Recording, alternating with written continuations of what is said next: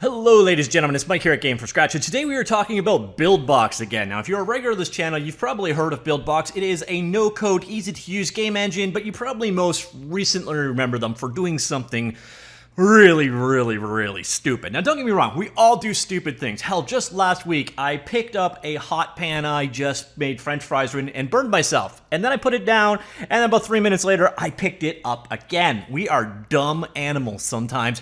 And you know what? Companies can be stupid too. Now the question is, can you undo stupid? And that's what we're going to discuss today. So again, if you have never heard of it, BuildBox is a game engine that is kind of uniquely in a space of basically being super easy to use. It's somewhere in between something like a Core or Manu in that it's kind of like a higher level way of game development. Comes with a number of assets out of the box. So if you're looking for an easy to use 3D game engine, it was a really interesting opportunity. And then they went and they did, as I mentioned earlier, something very stupid. And they changed their pricing, and they changed their pricing horribly. First off, they were really misleading, and they changed for the free users to default. What default actually meant is 70% of your revenue after Apple or Google take their cut and everything else goes to BuildBox. Don't worry though, you get to make $5 before this starts to happen. Yeah, that was a pretty extreme price cut, but then on top of that, they went really all in on stupid, and they actually started taking 30% of your revenue if you had a subscription. And if you had a pro subscription, they only, with air quotes, took 10%.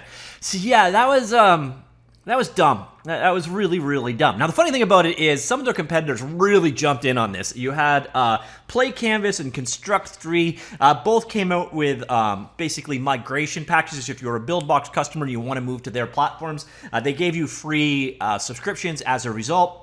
So their opponents definitely took advantage of this opportunity, but this was definitely not a smart move. And yeah, BuildBox seems to know that. So they have made some changes, and these changes are, as far as I can tell, good. They're actually great, to be honest. So they have made some updates here. We'll listen to all your feedback on social and support channels, which is another thing that they did, which was really stupid.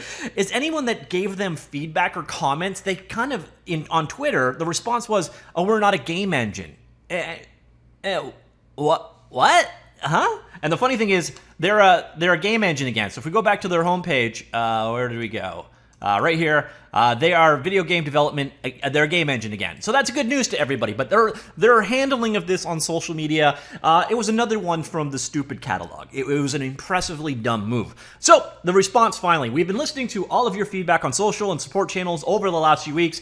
Thanks for taking the time to voice your concern. I've spoken with our internal teams and held numerous Zoom video meetings with our creators in the BuildBox community to discuss how we can improve. To go slightly off on a tangent, when did Skyping become Zooming? I feel so bad that Skype managed to lose their verb status. But anyways, you spoke, we listened, and came up with a new solution that will benefit both our BuildBox creators and the company.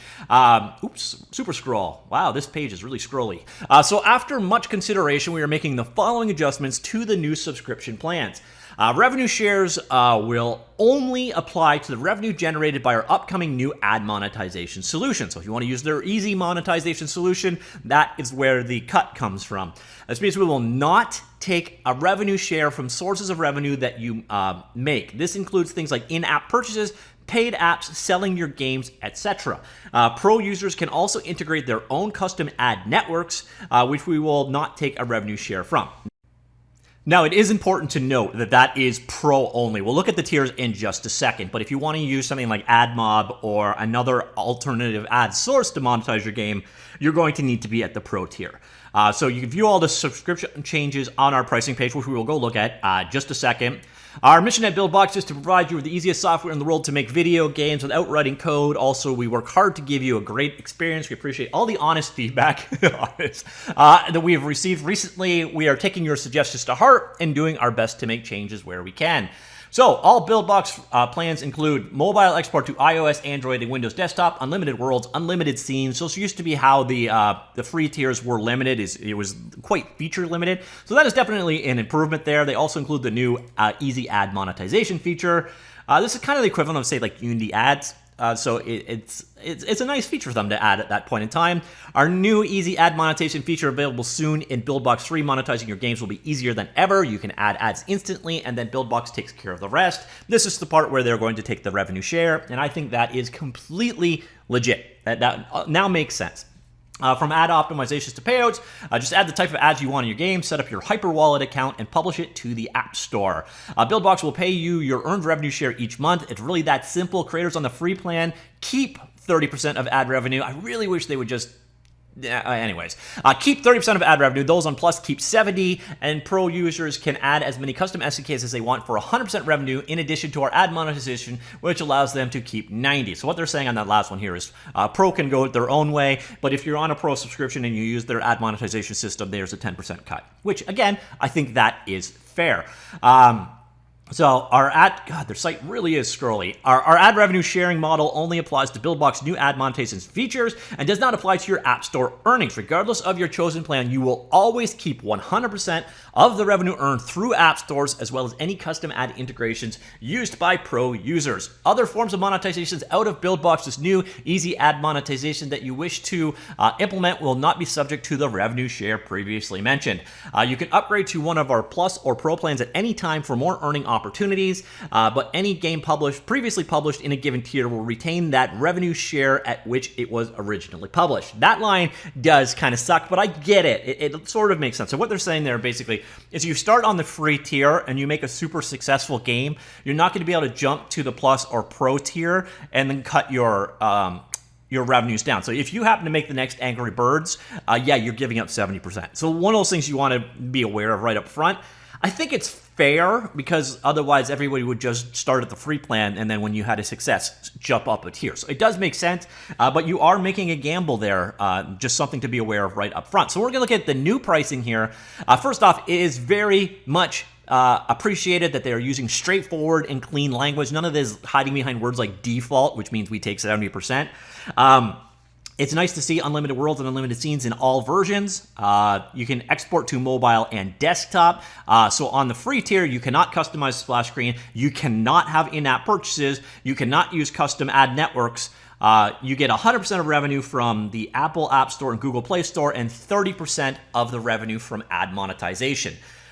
Really a reasonable and quite good free tier now, to be honest. Again, if you think you have a commercial hit here, you're really going to want to drop that $10 before you launch. Just one of those things that you're gambling away a whole bunch of potential revenue there. Just one of those things to be aware of. You cannot change that tier later. So one of those things to be aware of for sure.